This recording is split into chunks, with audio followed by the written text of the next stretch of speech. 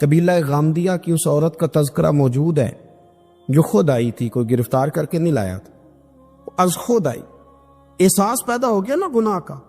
یہاں بہت ساری غلطیاں کر کے بھی لوگ جب اپنی بات کرتے ہیں تو کہتے ہیں کبھی یاد تو نہیں کسی کے ساتھ زیادتی کی ہو، یاد تو نہیں کبھی کسی کا، بھئی آپ نے اتنے بڑے ولی ہونے کا دعویٰ کر دیے۔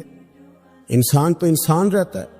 بڑے بڑے لوگ کہہ گئے کہ یا اللہ اگر انجانے میں بھی بھول گئے ہیں تو ہم سے درگزر فرما، لیکن جب ہم تیار ہی نہیں ماننے کو۔ حضرت انس بن مالک کہتے ہیں وہ خاتون آئی، کوئی پکڑ کے نہیں لایا، کسی 14 دنوں کے ریمانڈ پہ نہیں اسے منوایا گیا، اسے وہ خود بخود آئی اور کریم محبوب علیہ السلام کے سامنے جب وہ کھڑی ہوئی تو اتنے درد سے میں نے کم لوگ روتے دیکھے ہیں جس درد سے وہ روئی۔ عرض کرنے لگی حضور میں غلطی کر بیٹھی ہوں، مجھ سے زنا ہو گیا، مجھے پاک کر دے۔ تو محبوب کریم علیہ السلام نے فرمایا تو کیسے ثابت کرے گی تو نے گناہ کیے؟ یعنی مجرم کو ثابت کرنا پڑ رہا ہے کہ میں گناہ گار۔ یہ وہ کمال ہے کہ انسانوں کو احساس ہونے لگے کہ یہاں ہم غلط ہیں۔ جب اعتراف جرم ہوتا ہے، جب بیماری کی تشخیص ہوتی ہے تو پھر اس کا علاج بھی ہو جاتا ہے۔ حضرت انس بن مالک کہتے ہیں وہ عرض کرنے لگی حضور میرے پیٹ میں ناجائز بچہ ہے۔ حضور نے فرمایا جا جب بچہ پیدا ہو تو پھر آنا۔ وہ 8 ماہ کے بعد آئی تو اس کی گود میں پھول سا بچہ تھا۔ حضور نے فرمایا واپس جا، جب روٹی کھانے لگ جائے تو پھر آنا۔ وہ 2 سال 2.25 سال دودھ پلاتی رہی، پھر جب آئی تو بچے کے ہاتھ میں روٹی کا ٹکڑا تھا۔ کریم محبوب صلی اللہ تعالی علیہ وسلم سے آ کے جب اس نے بات کی تو وہ درد سے روئی، کہنے لگی یا رسول اللہ 3 سال ہونے کو ہیں، میں نے گناہ کیا ہے، میں ساری رات سو نہیں پاتی۔ حضور تڑپتی اگر اس حال میں مر گئی تو اپنے رب کو کیا منہ دکھاؤں گا، مجھے پاک کر دے، میرے حال پہ رحم فرمائے۔ محبوب کریم صلی اللہ علیہ وسلم نے بچہ ایک صحابی کو دیا، فرمایا بچوں کی طرح پالنا، اور کہا اسے لے جاؤ، پتھر مار مار کے اسے سنسار کر دو۔ صحابہ کہتے ہیں اسے پتھر لگ رہے تھے اور حضور بے چینی کے ساتھ ٹہل رہے۔ آ کے خبر دی حضور وہ تو وصال کر گئی، انتقال ہو گیا۔ فرمایا یہاں تک تو بات اس کی تھی۔ حضرت انس بن مالک کہتے اب محبوب کریم نے صحابیات سے فرمایا اسے غسل دو، کفن پہناؤ، جنازہ تیار ہو جائے تو مجھے خبر کرنا۔ حضرت انس بن مالک کہتے ہیں غسل ہوا، کفن ہوا، جنازہ تیار ہوا تو حیران ہم تب ہوئے جب میرے محبوب نے فرمایا صفے بناؤ، میں خود جنازہ پڑھاؤں گا، میں خود جنازہ پڑھاؤں۔ اور سرکار نے جنازہ پڑھایا تو ایک شخص کی زبان سے نکلا حضور اس ملعون کا معاذ اللہ جنازہ جس نے ناجائز بچہ جنا، اس کے لیے آپ دعا کر رہے ہیں، جنازہ پڑھا۔ حضور فرمانے لگے خاموش ہو جاؤ، تم نے گناہ دیکھا ہے اس کا احساس نہیں دیکھا، تم نے غلطی دیکھی ہے لیکن اس کی توبہ کا انداز نہیں دیکھا۔ اور صاحب کنز العمال نے یہ لفظ نقل کیے ہیں کہ کریم محبوب فرمانے لگے اس نے تو ایسی شاندار توبہ کی ہے کہ اگر میں اپنی ساری امت میں بانٹ دوں تو اللہ سب کی مغفرت فرما دے گا۔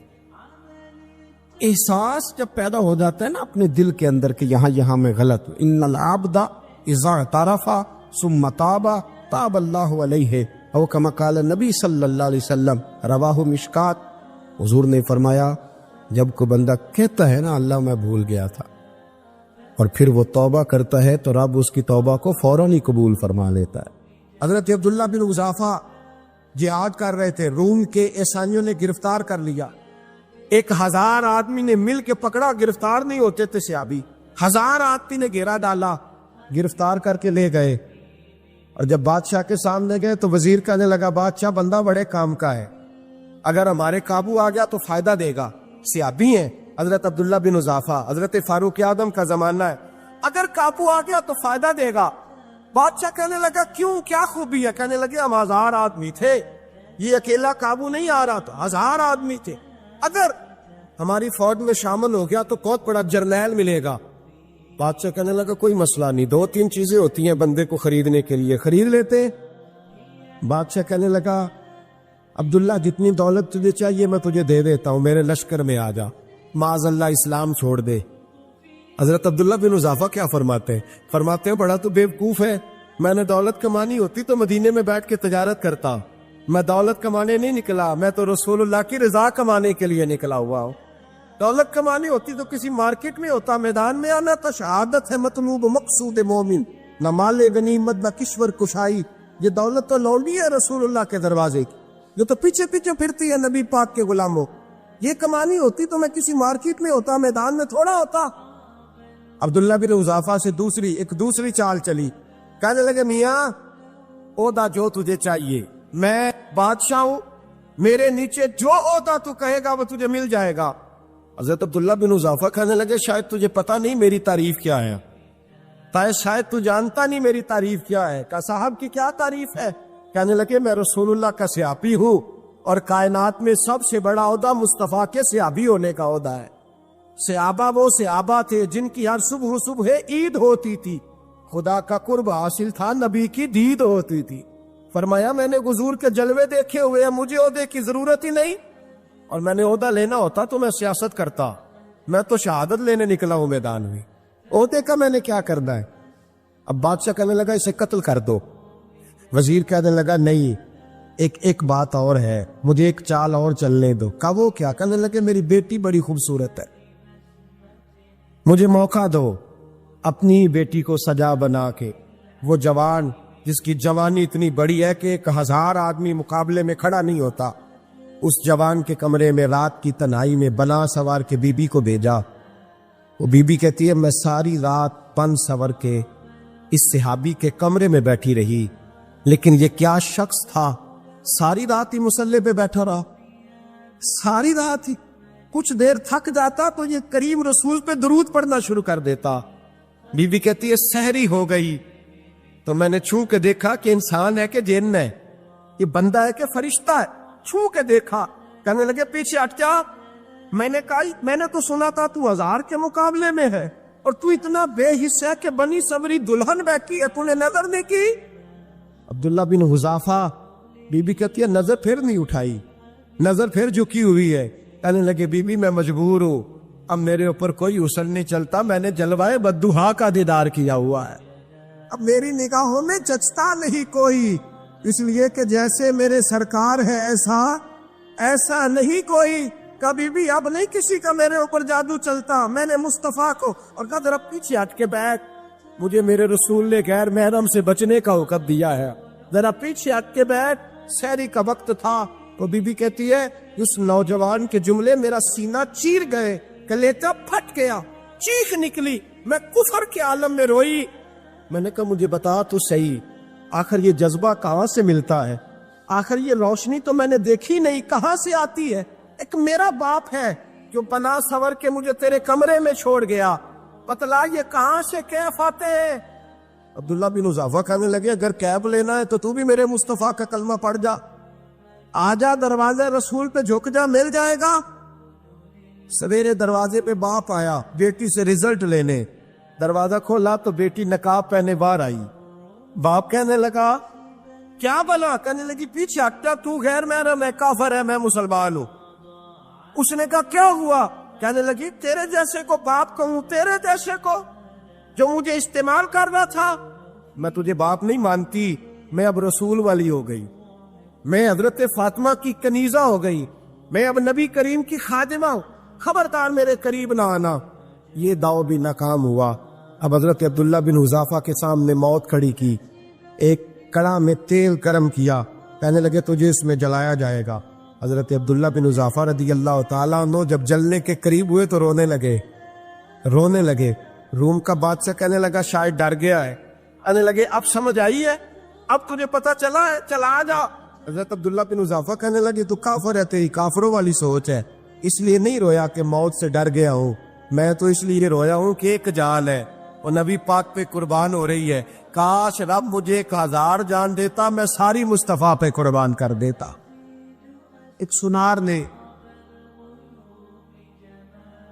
گلی میں یتیم چھوٹے سے بچے کو گھومتے دیکھا تو سنار بے اولاد تھا، بچے کو اٹھا کے گھر لے آیا. 18 سال اس بچے کی پرورش کی، اس کو پالا پوسا، جوان کیا. سنار کے پاس وہ دکان پہ چلا جاتا، وہ کئی دفعہ دکان پہ رہتا، کئی دفعہ گھر میں رہتا. ایک دفعہ وہ دکان پہ تھا، بچہ گھر تھا، 18 سال کا جوان. اس کی بیوی اکیلی تھی. وہ جس نے ماں بن کے پالا تھا اس نے اسی پہ حملہ کر دیا، اس کا بازو بری نیت سے تھاما. بیوی چیخی، تھوڑی دیر گزری تو وہ نوجوان پیروں میں بیٹھ گیا، کہنے لگا اماں پتہ نہیں مجھے کیا ہوا۔ شام کو سنار آیا، بیوی چیخنے لگی، چلانے لگی، کہنے لگی آج عجیب بات ہوئی، جس کو میں نے جگر کا خون دے دے کے پالا اسی نے گندی نظر ڈالی۔ سنار محب حیرت ہے، بیوی کا خیال تھا کہ لات اٹھائے گا، ڈنڈا اٹھائے گا، نوجوان کو مارے گا، لیکن وہ رونے لگ گیا۔ اس نے کہا آج اس نے میرا بازو تھاما ہے، جانے کیا کیا ہے۔ پریشان ہونے لگ گیا، سجدے میں گر گیا، کہا تو بتاتا کیوں نہیں؟ تو وہ سنار کہنے لگا اس کی غلطی نہیں، 18 سال کے بعد آج مجھ پر بھی شیطان سوار ہوا تھا۔ ایک عورت آئی تھی، اپنے بازوؤں میں چوڑیاں پہننا چاہتی تھی تو میں نے بھی گندی نظر سے ہاتھ ڈالا تھا، رب کریم نے مجھے فوراً اس کی سزا دی۔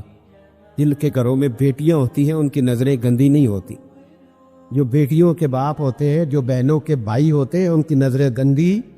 اور اگر تو ٹیلی فون کرتا ہے، تو کسی عورت کے ساتھ تعلق رکھتا ہے، تو یہ بات لکھ لے، امام فخر الدین رازی 1، علامہ اسماعیل حقی 2، ملا جلال الدین رومی 3، امام خازن 4، امام جلال الدین سیوطی 5 حدیث کے استاد اور محدث لکھتے ہیں کہ اگر تو کسی پر گندی نظر ڈالے گا تو تیرا گھر بچ سکتا، یاد رکھ نہیں بچے، اس لیے کہ تیری نظر ہے، کسی کی بیٹی کو بیٹی سمجھ تاکہ تیری بچی کا پردہ قائم رہے، کسی کی بہن کو، یہ کیا بات ہوئی کہ تو جتنا مرضی گند معاشرے میں پھیلاتا رہے تیرا گھر بچا رہے، یہ کیسے ہو سکتا؟ فَإِنَّ لَهُ مَعِيشَةً ضَنكًا، اللہ فرماتے ہیں زندگی تنگ ہو جائے گی تیرے لیے مشکل، تو ڈھونڈتا پھرے گا کہ میں مرنے کو جگہ تلاش کروں۔ سچی توبہ کرے، کھری توبہ۔ یہ گناہ انسان کو مجبور کر دیتے۔ حضرت عبداللہ بن مبارک رحمۃ اللہ تعالی علیہ، ان کے سینکڑوں شاگرد تھے، ایک شاگرد کے انتقال کا وقت آیا تو گھر گئے ملنے، آپ کہتے ہیں میں نے زور لگا لیا پر اس کی زبان پر کلمہ جاری نہیں ہوا، میں اسے کہتا کلمہ پڑھ پر اس کی زبان پر جاری، اللہ اکبر، بہت بڑی نعمت ہے، دعا فرمائے اللہ ایمان کی موت عطا فرما، ایمان کی موت دے اللہ کریم، ایمان کی موت دے۔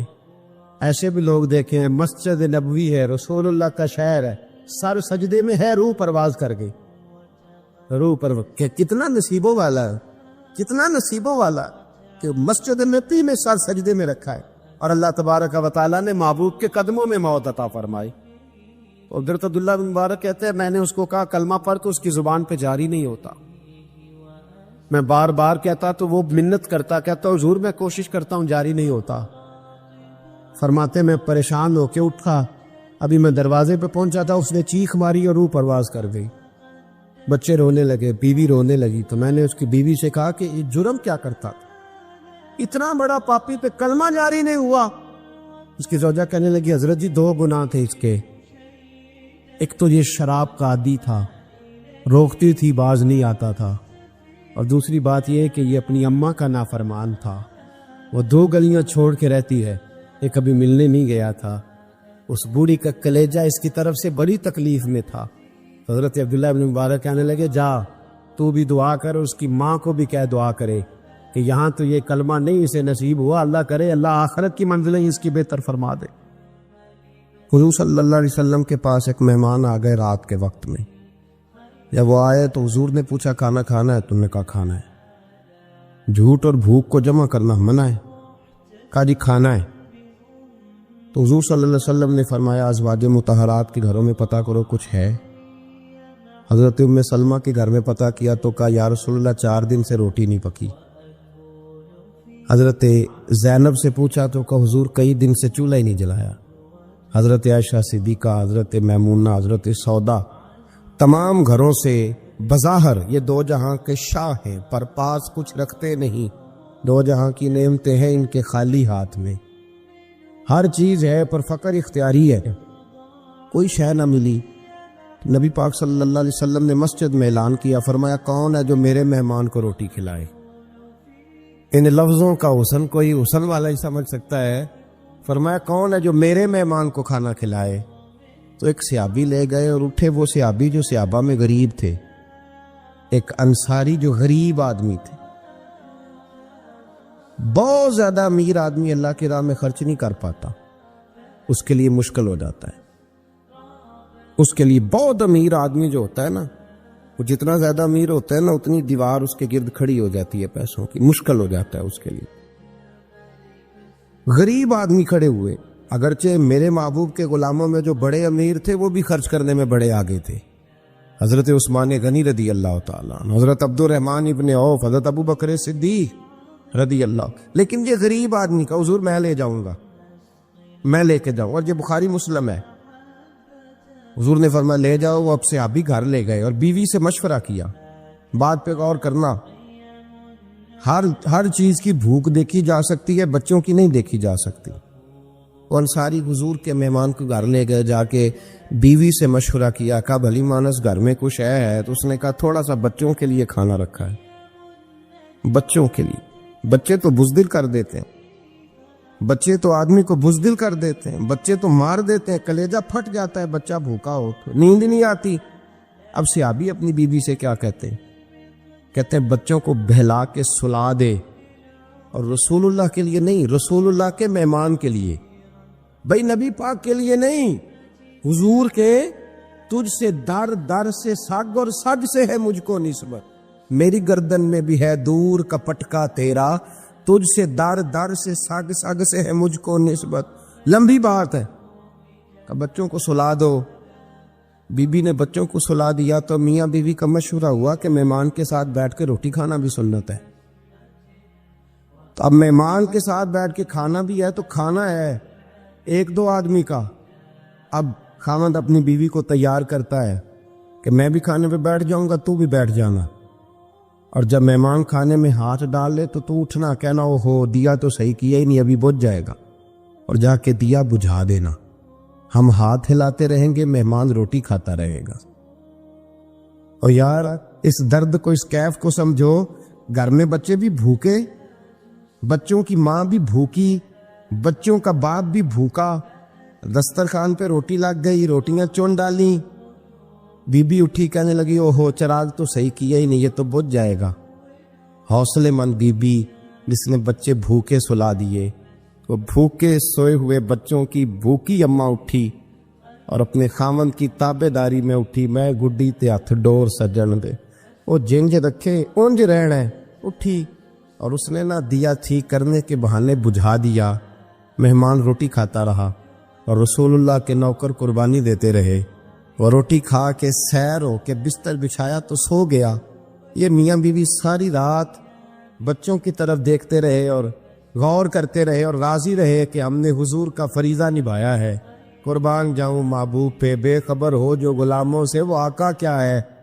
وہ صحابہ وہ اگر قربانیاں دیتے تھے تو جو اعزاز ملتا تھا وہ بھی بڑا شان والا ہے۔ صحابی کہتے ہیں میں فجر کی نماز پڑھنے مسجد آیا، پہلا قدم رکھا تو میرے کریم بولے، حضور نے فرمایا رات جو تو نے اور تیری بیوی نے عمل کیا ہے خدا کو بھی بڑا پسند آیا ہے، محمد مصطفیٰ کو بھی بڑا پسند ہے۔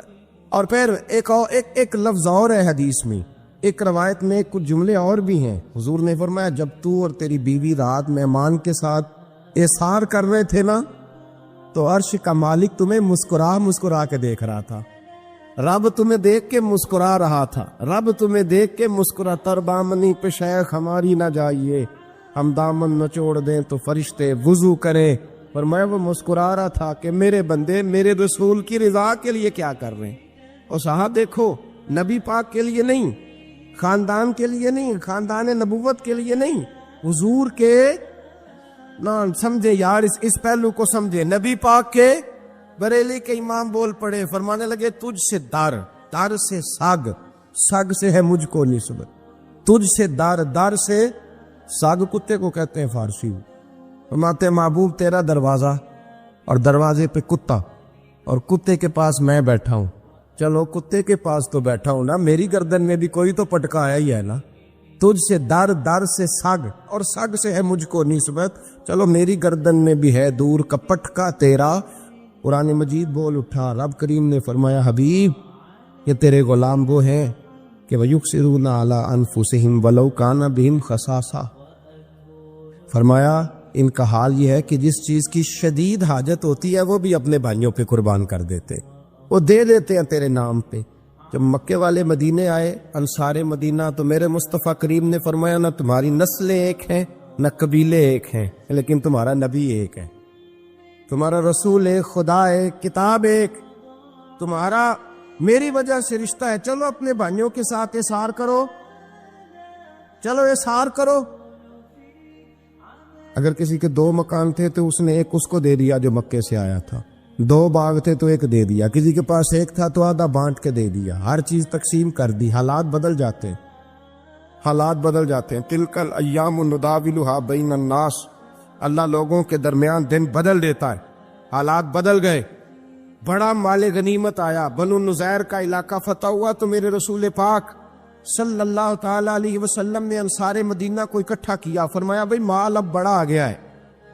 2 باتیں، یہاں تو اس طرح کرتے ہیں کہ میں ان کو کہتا ہوں جو مکے سے آئے تھے کہ جتنی تمہاری جائیدادیں باغ انہوں نے لیے ہیں واپس کر دیتے ہیں تمہیں، اور جو مال آیا ہے وہ بھی تم میں سے آدھا آدھا دونوں کے درمیان بانٹ دیتے ہیں، یا جیسے تمہارا دل چاہے تمہارے مال بھی واپس کرتے ہیں، اور جو وہاں سے مال آیا وہ تمہارے بیچ بانٹ دیتے ہیں، یا اگر تم کہو تو یہ مال ان کو دے دیتے ہیں مہاجرین کو، تمہیں تمہارے مال واپس مل جاتے۔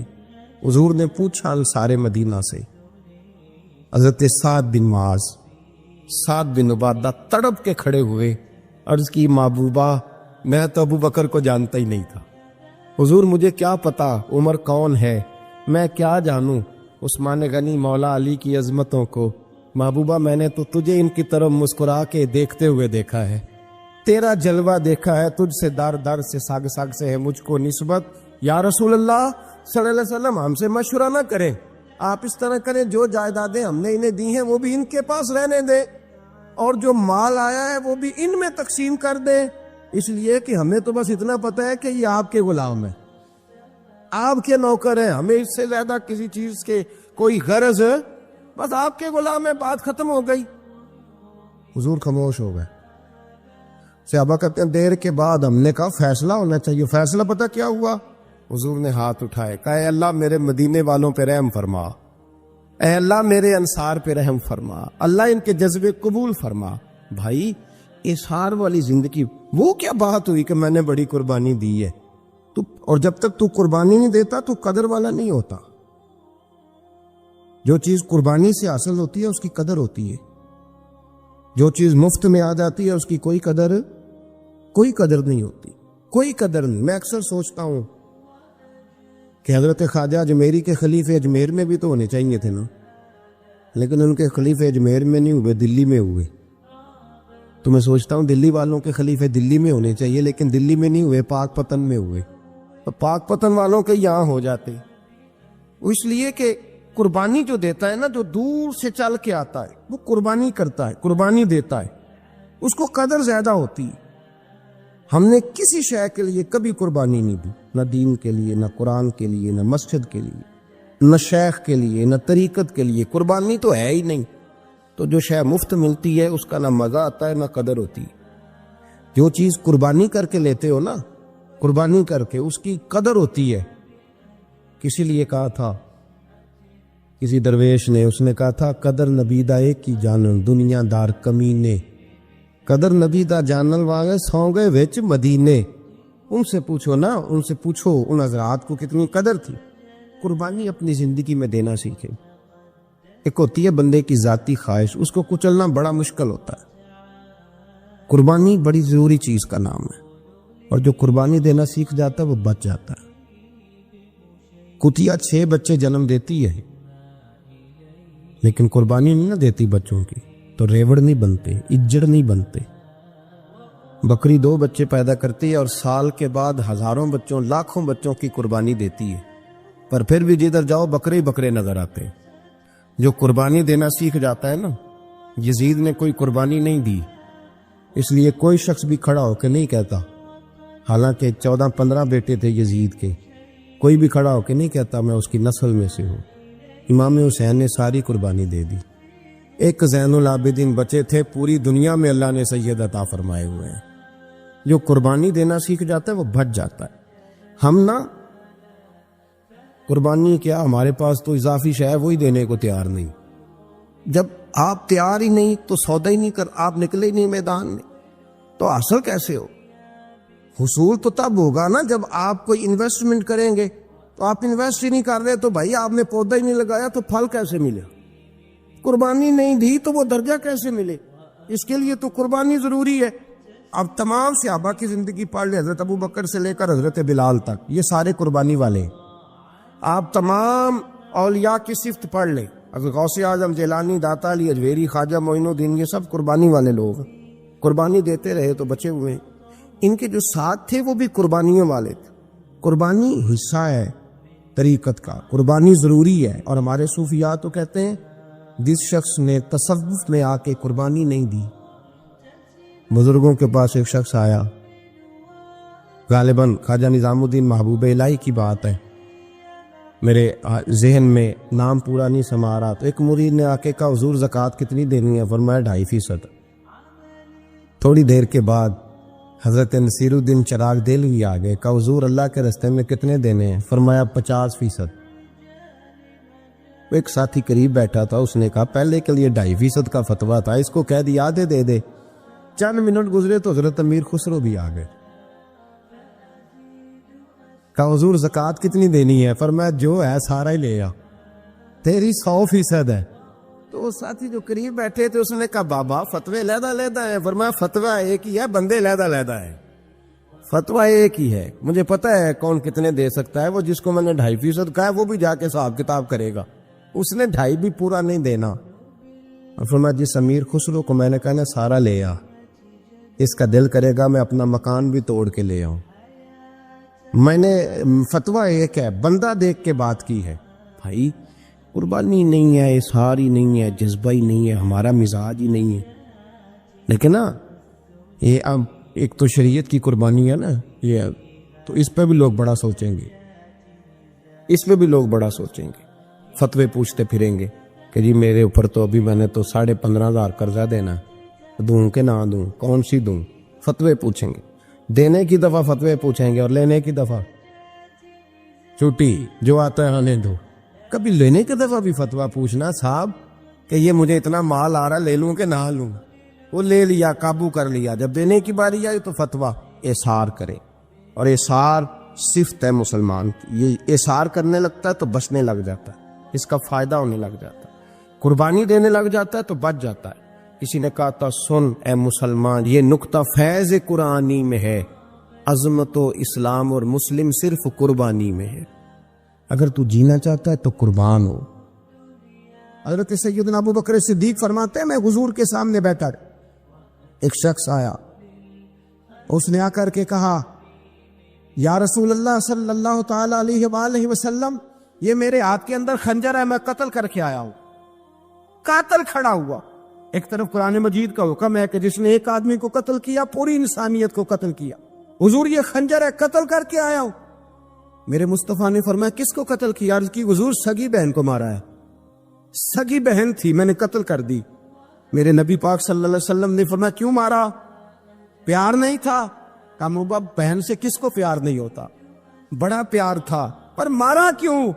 تو صحابی رونے لگے، کہنے لگے محبوبہ میں بڑا پیار کرتا تھا، پر وہ کافرہ تھی، مشرکہ تھی، بڑا پیار کرتا تھا، جب بھی اس کے پاس جاتا وہ آپ کے بارے میں بات چھیڑ دیتی، میں اس کو کہتا سارا کچھ کر لے میرے نبی کے بارے میں بات میں کر دوں، میں ہر شے سہ لیتا، پر مصطفیٰ کریم کی ذات کے بارے میں کوئی بات برداشت کرنے کی طاقت نہیں رکھتا، یہ والا جملہ نہ کہنا۔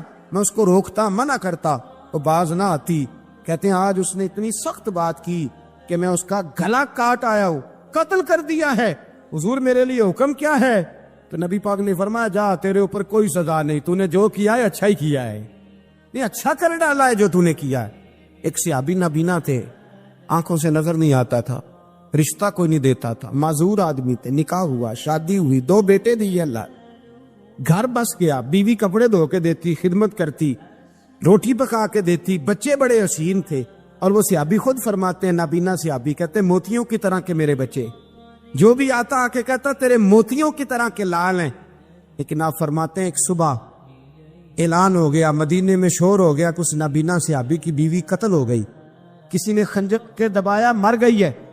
کہتے ہیں اس کے لواحقین اکٹھے ہوئے، در رسالت امام پہ آئے، آگے کہنے لگے حضور ہمارا قاتل ڈھونڈ کے دیں، ہماری بیٹی کو کس نے مارا؟ میرے رسول پاک نے مجمع پہ نظر ڈالی، فرمایا بھائی مجھے کہنے کی ضرورت نہ پڑے، اگر قاتل موجود ہے تو خود اٹھ جائے۔ خود اٹھے، وہ نبینا صحابی بیچ میں سے اٹھ کے کھڑے ہو گئے، کہنے لگے سوڑیاں قاتل کوئی باہر نہیں، میں خود قاتل ہوں، میں نے مارا ہے، میں قاتل ہوں، میں نے مارا ہے۔ مصطفیٰ کریم سید عالم صلی اللہ علیہ وسلم نے فرمایا تجھے تو اس کی بڑی ضرورت تھی، بڑی حاجت تھی، تیری بیوی تھی، تیرا گھر سنبھالتی تھی، تیرے بچے تھے۔ صحابی عرض کرنے لگے حضور سارا کچھ ٹھیک تھا پر وہ آپ کی بے ادب تھی حضور، اس کے آنے سے میرا گھر بس گیا، روٹی پکنے لگی، کپڑے ملنے لگے، اولاد ہونے لگی، میں دنیا پہ آ گیا، لیکن محبوبہ میں نے وہ سکھ کیا کرنے ہیں جو تیری بے ادبی پر تعمیر کیے جائیں۔ یا رسول اللہ مجھے کیا حاجت اس چیز کی، اس میں آپ کا پیار ہی نہ ہو، یا رسول اللہ آپ کی محبت ہی نہ، حضور میں نے قتل کر ڈالا ہے، مجھے بیوی نہیں چاہیے، مجھے وہ والی چاہیے جس کی زبان پر رسول اللہ کے نام کے ترانے ہو، جو حضور کی محفل کرنے والی ہو، نعت پڑھنے والی ہو، جو نبی پاک علیہ السلام کی ازواج کا، اولاد کا، بیٹیوں کا ذکر کرنے والی، مجھے وہ بیوی نہیں چاہیے جو بیوی بے ادبی کرے۔ میرے نبی پاک صلی اللہ علیہ وسلم نے محلے داروں سے پوچھا، فرمایا بات اس کی ٹھیک ہے؟ کہا حضور واقعی بے ادب تھی۔ نبی پاک نے فرمایا اٹھو پھر چلے جاؤ، اس نے انسان نہیں مارا، اس نے گستاخ رسول کو مارا ہے، اس نے ایک گستاخ رسول کو مارا ہے۔ بھائی یاد رکھے نبی پاک کا پیار ایمان کا حصہ ہے، اس میں کوئی کمپرومائز نہیں۔ حضرت ابو عبادہ بن جراح نے میدان کے اندر اپنے باپ کو قتل کیا، باپ کو مارا۔ حضور سید عالم صلی اللہ علیہ وسلم نے کہا ابو عبادہ تو نے باپ ہی مار دیا ہے؟ کہا حضور باپ نہیں چاہیے، رسول اللہ کا وفادار چاہیے، حضور وفادار چاہیے۔ نبی پاک صلی اللہ تعالی علیہ وآلہ وسلم کی محبت اصل دین ہے، اصل دین۔ صحابہ کرام نے ہر چیز سے بڑھ کر رسول پاک سے پیار کیا، ہر چیز سے بڑھ کر، بھلا دی دنیا ساری انہوں نے، لیکن رسول پاک سید عالم صلی اللہ علیہ وسلم کا پیار انہوں نے اپنے دل سے نہیں بلایا، اپنی اولادیں لا کے حضور کی خدمت میں پیش کر دی، اپنے بچے لا کر پیش کر۔ حضرت عائشہ صدیقہ رضی اللہ تعالیٰ عنہ فرماتی ہیں ساری زندگی ابو بکر صدیق نے ڈانٹا نہیں، میرا باپ رفیق تھا، شفیق تھا، مہربان تھے، کوئی کبھی انہوں نے سخت گھورا بھی نہیں ہماری طرف۔ لیکن کہتی ہے ایک دن میں حضور کے ساتھ گفتگو کر رہی تھی، بچی تھی، میری آواز ذرا بلند ہوئی تو کہتے ہیں جناب ابو بکر صدیق رضی اللہ تعالیٰ عنہ باہر سے دوڑے آئے، اندر آئے، حضرت ابو بکر نے تھپڑ اٹھایا، میرے منہ پہ مارنے لگے، حضور آگے بڑھے، بچایا۔ میں نے کہا ابا جی آپ نے تو گھورا بھی کبھی نہیں، یہ کیا ہوا؟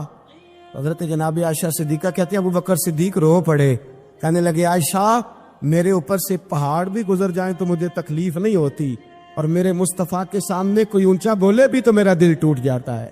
خبردار، حضور سید عالم، حضرت عمر کا زمانہ تھا، کچھ لوگ آئے کہیں اور کے رہنے والے، مسجد نبی میں اونچی آواز میں بولنے لگے، اونچی آواز میں باتیں کرنے لگے۔ حضرت عمر نے بلایا، فرمایا ادھر آؤ، کون ہو، کہاں سے آئے ہو؟ کہنے لگے کوئی شام کا ہے، کوئی کسی ملک کا ہے۔ آپ فرمانے لگے تمہیں پتہ نہیں یہ روضہ رسول ہے؟ تمہیں پتہ نہیں یہ حضور کی مسجد ہے؟ لا ترفعوا اصواتکم فوق صوت النبی، تمہیں خبر نہیں تم کہاں آئے ہو؟ فرمایا اگر تم مدینے کے رہنے والے ہوتے میں تمہیں دھروں سے مارتا، تمہیں سزا دیتا۔ تمہیں ادب رسول کا نہیں پتا، تمہیں رسول اللہ صلی اللہ علیہ وسلم کے طریقے کا نہیں پتا۔ نبی پاک صلی اللہ علیہ وسلم کے وجود سے خون نکلا، حضور نے حضرت عبداللہ بن زبیر سے کہا ٹھکانے لگا دو، جاؤ ٹھکانے لگا دو، ایسی جگہ لگاؤ جہاں کسی کی نظر نہ پڑے، خون بہتا ہوا خون حرام ہے، قرآن پاک نے بیان کیا ہے، کہا ٹھکانے لگا دو۔ حضرت عبداللہ بن زبیر باہر نکلے اور حضور کا جو خون تھا وہ پی گئے۔ حضور نے کہا تھا پی لینا، کیا کہا تھا؟ ٹھکانے لگا دو، پی گئے۔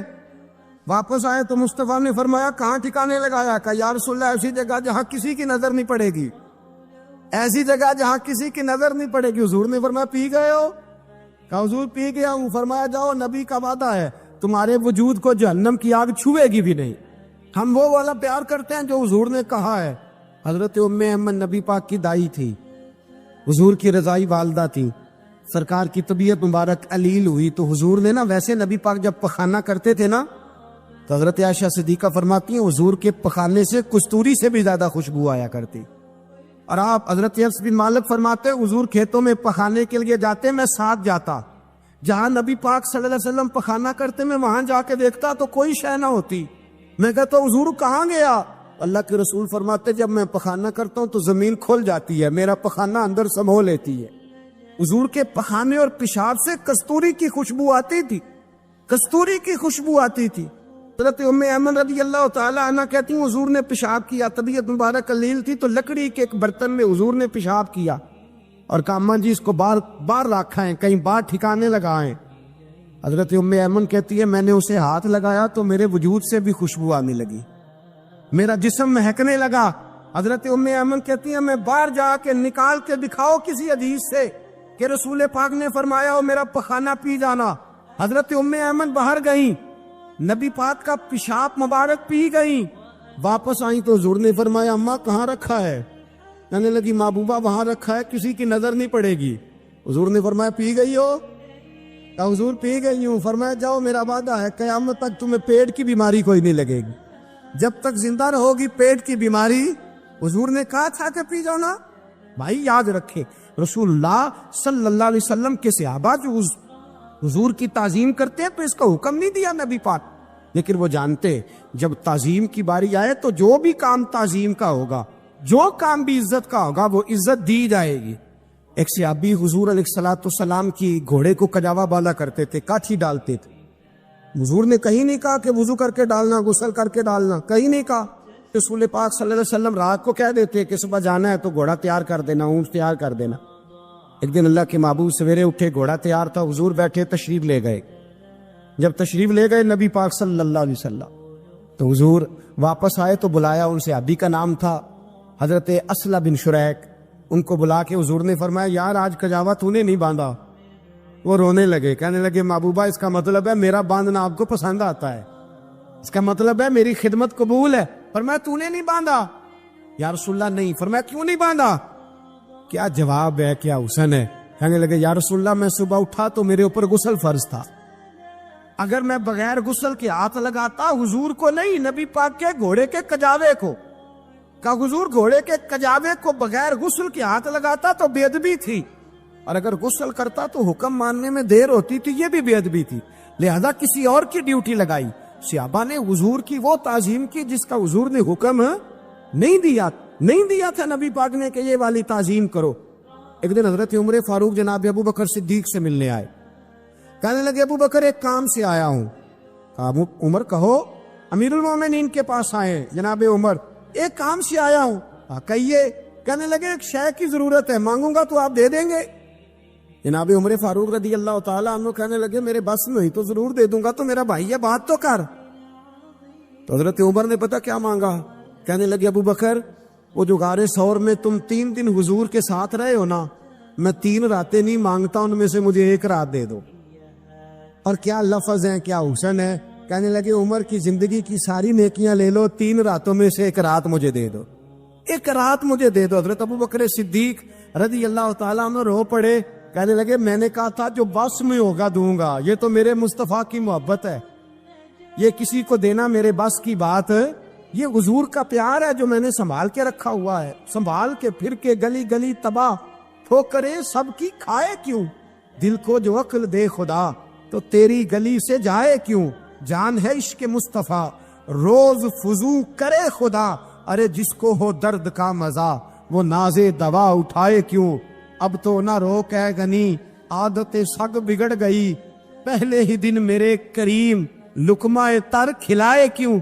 حضرت بلال کہتے ہیں میں اذان پڑھ رہا تھا، ابو بکر سن رہے تھے، انہوں نے چوم کے آنکھوں سے لگایا، بعد میں کہ ملا علی قاری نے لکھا ہے، بعد میں کسی صحابی نے کہا محبوبہ ابو بکر نے انگوٹھے چوم کے آنکھوں سے لگائے ہیں، اور انہوں نے چوم کے کہا قرۃ عینی بھی کہا یا رسول اللہ، حضور آپ میری آنکھوں کی ٹھنڈک ہیں۔ میرے مصطفیٰ نے فرمایا جو میرے ابو بکر کی طرح کرے گا اس کی آنکھوں میں کبھی تکلیف نہیں ہوگی، اس کی آنکھوں میں کبھی تکلیف۔ حضور آپ نے تو حکم ہی نہیں دیا، آپ نے تو کہا ہی نہیں یہ کام کرنے کا، آپ نے تو کہا ہی نہیں یہ ذکر کرنے کا۔ میرے رسول کریم سید عالم صلی اللہ تعالی علیہ وسلم کا پیار ایمان کی جان ہے۔